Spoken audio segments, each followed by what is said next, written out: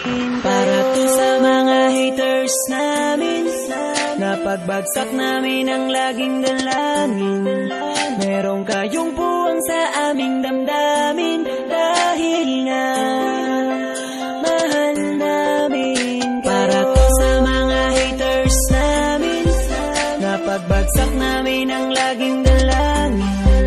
Meron kayong puwang sa aming damdamin, dahil nga mahal namin kayo. Mas may bago bang kanta? Pwede pakinig po, iniidolo kita.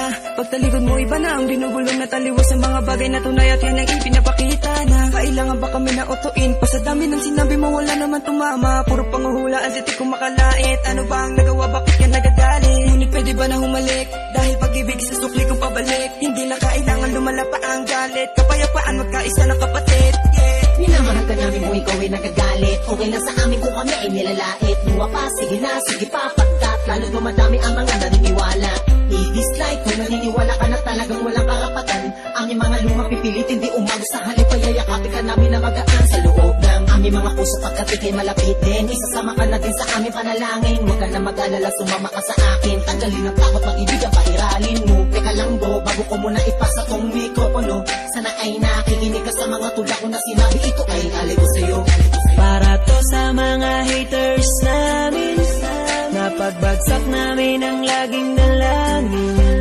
Meron kayong puwang sa aming damdamin, dahil nga mahal namin. Para to sa mga haters namin, napagbagsak namin ang laging dalangin. Meron kayong puwang sa aming damdamin, dahil nga mahal namin kayo. Isa ka sa aming mga haters, ito para sa'yo, itong aking kapatid. Sana iyong mabatid, sana din na mapatid ang lubid. Kahit palagay mo sa amin ay tagilid. Ang dahilan kung bakit na mamayagpag kami dito. Taos puso naming tinatanggap mga panalait nyo. Salamat sa'yo.